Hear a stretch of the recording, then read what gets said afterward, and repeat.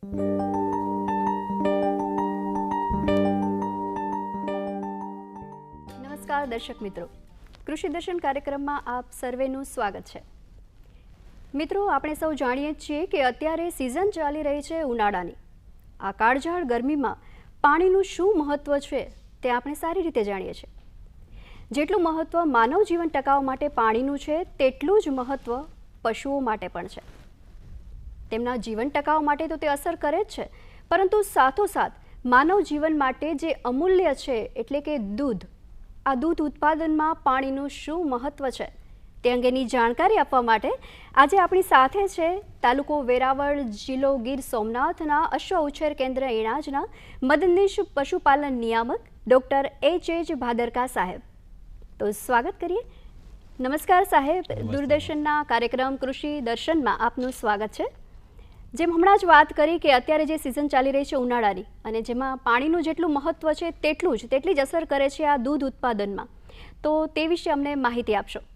દૂધ ઉત્પાદનની અંદર પાણીનું મહત્ત્વ આ બાબતે જો થોડીક ચર્ચા ડિટેલમાં આજે આપણે કરીએ તો દૂધ ઉત્પાદન છે એ ડાયરેક્ટલી ડેરી ફાર્મિંગ સાથે સંકળાયેલો મુદ્દો છે. તો ડેરી ફાર્મિંગ જે ખેડૂત મિત્રો અત્યારે કરે છે અને એ રીતે પશુપાલન વ્યવસાય સાથે સંકળાયેલા છે કે જેનું દૂધ ઉત્પાદન વધારે મળે અને એ પ્રમાણે એને એક આવકનો સોર્સ ઊભો થાય. તો આ જે વ્યવસાય છે આખો દૂધ ઉત્પાદનનો, પશુપાલનનો, ડેરી ફાર્મિંગનો, આની અંદર પાણીનું દરેક સ્ટેજે ઘણી જ અગત્યતા છે અને ખૂબ જ મહત્ત્વ છે.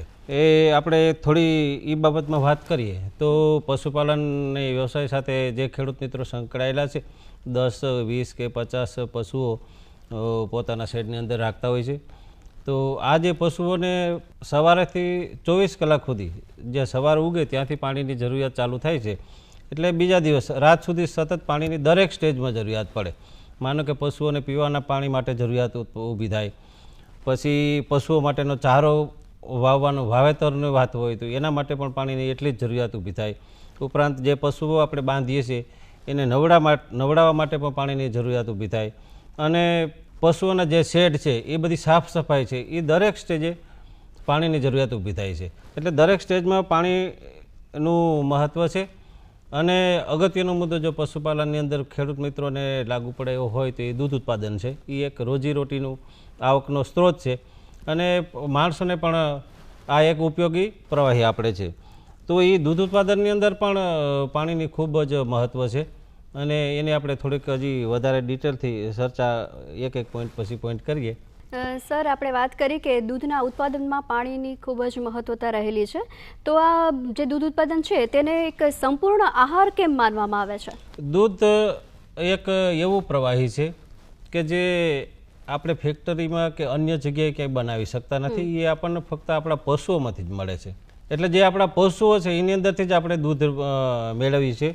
અને દૂધ એક કુદરતી એવી બનાવટ છે કે એની અંદર આપણા જે જીવનના વિકાસ માટેના મહત્ત્વના જેટલા તત્વો છે, વિટામિનો છે, એ તમામ વિટામિનો અને ખનિજ તત્વો જેમ કે કેલ્શિયમ છે, ફોસ્ફરસ છે, ઝીંક છે, મેગ્નેશિયમ છે, પછી વિટામિન A છે, વિટામિન B છે, વિટામિન C છે, ઉપરાંત પણ પ્રોટીન, એમિનો એસિડ, આ તમામ વસ્તુઓ દૂધની અંદર આવેલી છે જે આપણા શરીરના અસ્તિત્વ માટે અને એના વિકાસ માટે જરૂર છે. એની અંદર આપણે થોડીક વધારે વાત કરીએ તો દૂધની અંદરનું કેલ્શિયમ છે. તો આ કેલ્શિયમ એક એવું ખનિજ તત્વ છે કે એ શરીરના બંધારણની અંદર જે હાડકાં છે એ હાડકાની મજબૂતાઈ માટે તે બહુ અગત્યનું છે. પછી ફોસ્ફરસ છે તો એ એનર્જી માટે ખૂબ જ અગત્યનું છે. તો એ પ્રમાણે આપણે વાત કરીએ તો વિટામિનની, તો વિટામિન A છે તો એ આંખોની જે તેજ છે એના માટે પણ ખૂબ અગત્યનું છે. વિટામિન B છે એ પાચનની અંદર બહુ અગત્યનું છે. અને એ પ્રમાણે જ આપણે પ્રોટીન જે દૂધની અંદર આવેલા છે, પ્રોટીનની વાત કરીએ તો એ ગ્રોથ એટલે કે વિકાસ જે શરીરનો છે આની અંદર ખૂબ ઉપયોગી એનો રોલ છે. અને આપણને જરૂર પૂરતા તમામ ખનિજ તત્વો, વિટામિન, પ્રોટીન્સ વગેરે દૂધમાંથી મળી રહેતા હોવાથી આપણે એને સંપૂર્ણ આહાર કહીએ છીએ. એટલે સર, કદાચ કોઈ વ્યક્તિ ખોરાક વ્યવસ્થિત રીતે લઈ ન શકતા હોય તેને પણ ડૉક્ટર દ્વારા એવું સૂચન કરવામાં આવે છે કે દૂધ જરૂરી છે. દિવસમાં તમારે 2-3 વાર દૂધ પીશો તો પણ તમને બધા જ પ્રકારના તેમાંથી તત્વો મળી રહેશે. તો આ દૂધની જે ગુણવત્તા હોય છે તેની જાળવણી કઈ રીતે કરવી? એમાં અગત્યનું પાસું તો દૂધ, માનો કે આપણે પશુ ગાય હોય, ભેંસ હોય, એને આપણે એક વખત એની અંદરથી દોઈ લીધું હોય, પછી જે ફ્રેશ દૂધ છે એની ગુણવત્તા એકદમ સરસ અને સારી હોય, કારણ કે એકદમ ફ્રેશ હોય. પછી બીજું દૂધ છે હંમેશા ચોખ્ખું હોવું જોઈએ, એની અંદર કોઈ પણ પ્રકારની દુર્ગંધ ના હોવી જોઈએ. આ બધી બાબતો જો સારી હોય તો એની ગુણવત્તા છે એ સારી આપણે માનીએ છીએ. તો એને જે અસર કરતા પરિબળો હોય છે ગુણવત્તાને, એ કયા હોય છે? દૂધની ગુણવત્તાનું જો અગત્યનું પાસું આપણે જે ખાસ કરીને પશુપાલકો લેવલે લાગુ પડે એની વાત કરીએ ને, તો આપણે દૂધ આપણને પશુમાંથી જ મળે છે, અને એમાં ખાસ કરીને પશુનું જે આવ છે, બાવલું આપણે જેને કહીએ છીએ, એની અંદરથી જ આપણને દૂધનું આખું ઉત્પાદન ત્યાંથી જ થાય છે, અને એ પશુના શરીરના નીચેના ભાગમાં આવેલું હોય છે. એટલે પહેલી વસ્તુ તો આપણે એ જ કહીએ કે પશુ તંદુરસ્ત હોવું જોઈએ, એના બાવલાની અંદર છે, આવની અંદર છે, કોઈ પણ પ્રકારની બીમારી ના હોવી જોઈએ, કોઈ પણ પ્રકારનું બેક્ટેરિયલ ઇન્ફેક્શન ના હોવું જોઈએ. આવની અંદર જો સોજો આવી જાય તો એને આપણે મેસ્ટાઇટિસ કહીએ છીએ. આવી મેસ્ટાઇટિસ જેવી કોઈ પણ બીમારી એના આવમાં ના હોવી જોઈએ. એટલે કે પશુ તંદુરસ્ત હોવું જોઈએ, કોઈ પણ પ્રકારની બીમારી વગરનું. બીજી વાત એની અંદર અગત્યનું કરીએ તો જે દૂધ દોવાવાળા માણસ હોય એ પોતે પણ તંદુરસ્ત હોવો જોઈએ, એના હાથ સાફ કરેલા હોવા જોઈએ દૂધ દોતી પહેલાં, એના અંદર કોઈ પણ ઈજા ના હોવી જોઈએ, પોતાને કાંઈ પણ બીમારી ના હોવી જોઈએ. કારણ કે જો દોવાવાળો માણસને પણ જો આવી કોઈ પણ પ્રકારની બીમારી હોય તો એ ઇનડાયરેક્ટલી આપણા દૂધની અંદર આવે અને એની ગુણવત્તાને અસર કરે. અને ત્રીજું મહત્ત્વનું વાત કરીએ આપણે તો દૂધ દોવા માટેના જે આપણા વાસણો છે, માનો કે ડોલની અંદર પશુપાલક મિત્રો દોતા હોય કે તપેલાની અંદર દોતા હોય, આ દોવા માટેના જે વાસણો છે એ પણ એકદમ નેટ એન્ડ ક્લીન હોવા જોઈએ, સાફ સફાઈ કરેલા હોવા જોઈએ. પછી એના પછીના પોઈન્ટ આપણે લઈએ તો દૂધ દોવા માટેનો જે આપણો શેડ હોય એની અંદર ક્યાંય ગંદકી ના હોવી જોઈએ, કારણ કે પશુપાલન એવો વ્યવસાય છે કે એની અંદર આપણે પશુઓ બાંધતા હોય તો એ ત્યાં પેશાબ હોય, છાણ હોય, એટલે આવી બધી ગંદકી છે એ દૂધ જે દોવા માટેની જે જગ્યા હોય ત્યાં આવું બધું કાંઈ ના હોવું જોઈએ, જેથી કરીને દૂધની ગુણવત્તા છે એને અસર ના કરે અને એમાં કોઈ પણ પ્રકારની ખરાબી ના ઊભી થાય. એટલે વાત થઈ પશુ જ્યાં આપણે દૂધ દોઈએ છીએ તે જગ્યાની સાફ સફાઈની, પ્લસ જે બધા ખેડૂત મિત્રો જે દૂધ દોવે છે તેમના હાથની સફાઈ પણ જરૂરી છે. પણ સાથોસાથ આ દૂધ દોયા પછી તેની જાળવણી કરવાની હોય તો તે કઈ રીતે? દૂધ આપણે જે પશુમાંથી આપણને મળે છે દૂધ, ત્યારે એ એકદમ ફ્રેશ હોય, સારી ગુણવત્તાવાળું હોય, બધી રીતે સારું હોય. પણ જો એની જાળવણી હરખી ના રાખવામાં આવે અને એનું જે ટેમ્પરેચર છે એ મેન્ટેન ના કરવામાં આવે તો દૂધ બગડી જતું હોય છે સામાન્ય રીતે. એટલે જે દૂધ આપણે એક વખત દોઈ લીધા પછી એને ફ્રીજની અંદર 4 ડિગ્રી સેન્ટીગ્રેડ તાપમાનની નીચે આપણે સ્ટોર કરવું જોઈએ, જેથી કરીને એ બગડે નહીં અને એની ગુણવત્તા એમને જળવાઈ રહે. દર્શક મિત્રો, આપણે જાણી રહ્યા છીએ કે આ દૂધ દોયા પછી પણ અમુક બાબતોનું ધ્યાન રાખવું જરૂરી છે. ખાસ કરીને અત્યારે આપણે દૂધમાં પાણીનું શું મહત્ત્વ છે તેની વાત કરી રહ્યા છીએ. તો સર, આ દૂધમાં પાણીનું પ્રમાણ કેટલું હોવું જોઈએ? દૂધ એ એક જાતનું પ્રવાહી છે, કુદરતી રીતે આપણને પશુઓમાંથી મળે છે, અને એની અંદર દૂધની અંદર વાત કરીએ ને તો લગભગ 87% જેટલું પાણીનું પ્રમાણ હોય છે, અને બાકીના બીજા તત્વો આપણે જેમ વાત કરી છે કે ખનિજ તત્વો છે, વિટામિન છે, પ્રોટીન છે, ફેટ છે, આ બધું બાકીનું હોય, પણ મોટે ભાગે 87% જેટલું દૂધની અંદર પાણી રહેલું હોય છે. તો આ દૂધમાં જે પાણી હોય છે તો તેની જરૂરિયાત, મીન્સ કે પશુઓને આ પાણીની જરૂરિયાત કેટલી હોય છે? પશુઓને પાણીની જરૂરિયાતની બાબતમાં કેવું થાય છે કે એમાં અલગ અલગ, માનો કે વાત કરો કે માનો કે આપણે નાના પશુ હોય તો એને પાણીની જરૂરિયાત થોડી ઓછી હોય, જેમ જેમ ઉંમર વધે એનું વજન વધે, સાઇઝ વધે, એ રીતે એની પાણીની જરૂરિયાત વધતી હોય છે. પછી બીજી વાત કરીએ તો તાપમાન, જેમ તાપમાન વધારે હોય એમ પાણીની જરૂરિયાત વધારે હોય. માનો કે અત્યારે ઉનાળાની સિઝન છે, 45 ડિગ્રી સેન્ટીગ્રેડ તાપમાન, ઊંચું તાપમાન હોય તો સ્વાભાવિક છે બાષ્પીભવન પણ વધારે થતું હોય અને પશુઓની જે પાણીની જરૂરિયાત છે એ વધી જતી હોય છે.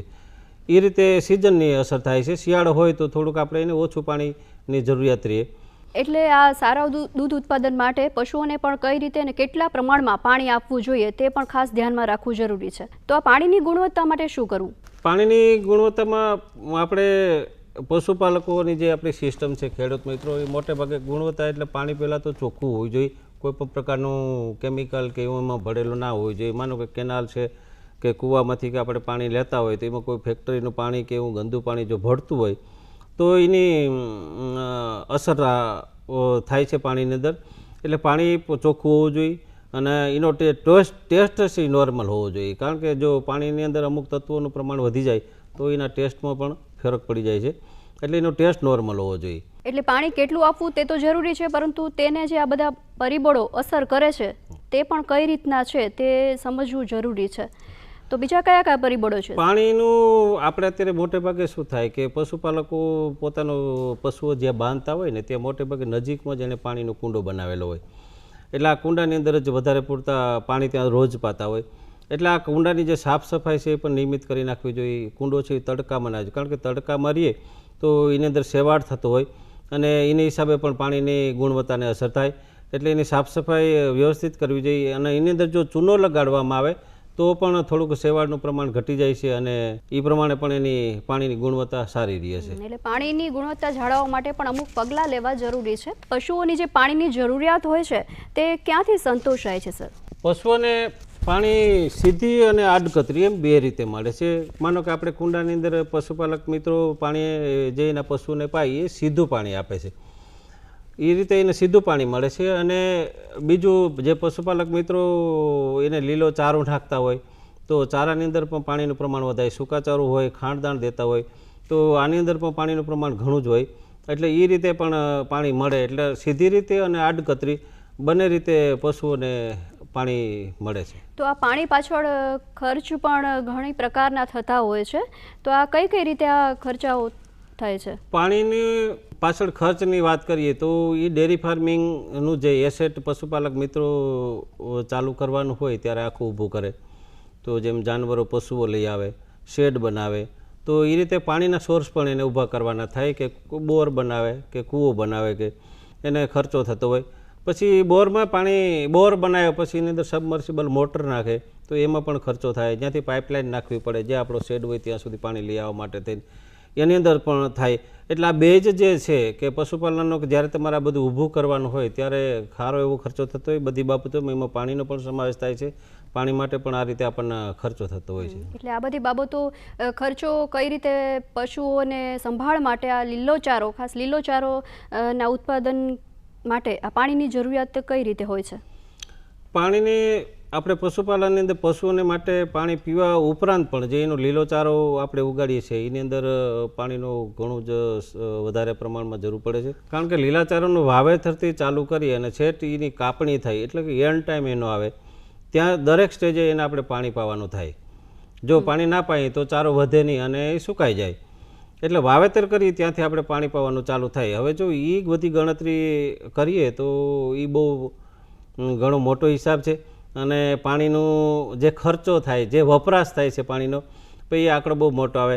પણ લીલા ચારા માટે આપણે ટૂંકી વાત કરી હતી. 1 વીઘા વાવેતરની અંદર માનો કે મકાઈનું વાવેતર કોઈ ખેડૂત મિત્રએ કર્યું છે કે જુવારનું વાવેતર કર્યું અથવા તો રજકોનું વાવેતર, દિવાળી ઉપર આપણે રજકો વાવતા હોય એટલે રજકાનું વાવેતર કર્યું હોય તો એનું વાવેતર કર્યું ત્યાંથી એને પાણી પાવાનું ચાલુ કરે. એમાં માની લો કે 1 વીઘાની અંદર રજકાનું વાવેતર આપણે ખેડૂત મિત્રોએ કરેલું છે અને એને એક પાણી પાવા માટે થઈને કેટલા કલાક મોટર હાંકવી પડે એ ગણતરી માંડવી પડે. હવે માનો કે 5 કલાકની અંદર 1 વીઘો રજકો પી જાય છે તો 1 કલાકની અંદર આપણી મોટર છે એનો આઉટફ્લો કેટલો છે, એ કેટલું પાણી કાઢે છે એની ગણતરી કરવી પડે. માનો કે 25,000 લીટર પાણી 1 કલાકે કાઢતી હોય ને 5 કલાક આપણે મોટર હાંકવી પડે તો 1.25 લાખ લીટર પાણી આપણું એક રજકાને પિયત માટે થઈને જરૂર પડે. તો માનો કે આવું તો દર અઠવાડિયે એને પાછું પિયત આપવું પડે, મહિનામાં 4 પિયત આપવા પડે. માનો કે 6 મહિના આપણે એનું રાખ્યું હોય તો 24 જેવા પિયત આપવા પડે. તો 24 પિયત આપવામાં આપણે દર વખતે 1.25 લાખ લીટર પાણીનો વપરાશ થતો હોય તો આ ટોટલ વપરાશ કેટલો થયો એને આપણે ગણતરી કરી શકીએ લીલા ચારાની અંદર. સૂકા ચારાની વાત કરીએ તો સૂકો ચારો મોટે ભાગે કેવું છે કે એ એગ્રીકલ્ચરની બાય પ્રોડક્ટ છે. ખેડૂત મિત્રો બીજું વાવેતર કરતા હોય, માનો કે આપણે સૌરાષ્ટ્રની વાત કરીએ તો ચોમાસાની અંદર મગફળીનું વાવેતર કરતા હોય તો મગફળી એ મેઇન વાવેતર હોય.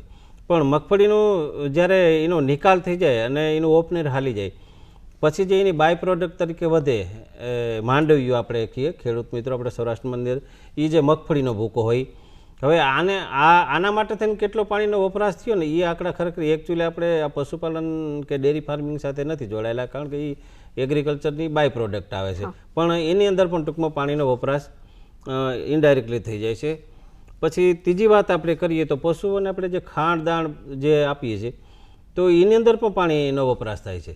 એટલે આખું જે ડેરી ફાર્મિંગનો જે આખી જે પ્રોસેસ છે એમાં હરેક સ્ટેજે પાણી જ છે, પાણીની જ જરૂરિયાત છે દરેક સ્ટેજે. અને કહ્યું છે ને કે પાણી વગર જીવનની કલ્પના પણ ના થઈ શકે. તો હવે આજે ઘાસચારાની લીલાચારાની આપણે વાત કરી સર, તો હવે એમાં જે ઉત્પાદનમાં પાણીની જરૂરિયાત છે હવે એને આપણે ઘટાડવું હોય તો તેના માટે શું કરવું? પાણીની જરૂરિયાત પહેલાં જે હતી એમાં રાજ્ય સરકારનો પણ સારો એવો પ્રયત્ન રહ્યો છે. ગ્રીન રિવોલ્યુશન કંપની ચાલુ કરી અને આપણે ગુજરાતની અંદર ડ્રીપ ઇરિગેશન સિસ્ટમ ટપક સિંચાઈ પદ્ધતિ જેને કહીએ છીએ એ અમલમાં મૂકી 50% સબસિડીના ધોરણે, અને એના હિસાબે ખેડૂત મિત્રો થોડુંક ડ્રીપ ઇરિગેશન કરતા થયા છે. હવે ટપક પદ્ધતિથી કોઈ પણ લીલો ચારો હોય કે આપણે ખેતીની કોઈ પણ પાક હોય એને જો ટપક પદ્ધતિ પાણી આપવામાં આવે તો લગભગ 50% જેટલું પાણી બચી જાય અને ઇનડાયરેક્ટલી આપણે 50% ખર્ચો બચી જાય છે એની અંદર, અને એના પ્રમાણમાં 10% જેવું ઉત્પાદન પણ વધી જાય છે. તો ડેરી ફાર્મિંગની અંદર આ રીતે આપણે પાણી ઘટાડવું હોય તો, કારણ કે આ એક લીલોચારાનું વાવેતર છે એનું ઉત્પાદન છે એ ડેરી ફાર્મિંગ સાથે પણ સંકળાયેલું છે. તો જો ડ્રીપ ઇરિગેશન છે પછી ફુવારા પદ્ધતિ છે આનો આપણે ઉપયોગ કરીએ તો પાણીનો વપરાશ છે ઘણો ઘટી જાય. બરાબર, એટલે એ રીતે ખેડૂત મિત્રોની ચિંતામાં ઘટાડો થઈ શકે છે આ પદ્ધતિઓનો જો ઉપયોગ કરવામાં આવે તો. અને ખાસ અત્યારે જે સિઝન છે પાણીની વિકટ સમસ્યાઓ છે તેનું નિવારણ લઈ શકાય. મિત્રો, તમને ઘણી બધી જાણકારી મળી ગઈ હશે આપના આજના કાર્યક્રમ તરફથી કે દૂધમાં પાણીનું શું મહત્ત્વ છે. તે માટે આપણી વચ્ચે આજે ઉપસ્થિત હતા તાલુકો વેરાવળ જિલ્લો ગીર સોમનાથના મદદનીશ પશુપાલન નિયામક શ્રી ડૉક્ટર H.H. ભાદરકા સાહેબ. સાહેબ, આપનો ખૂબ ખૂબ આભાર.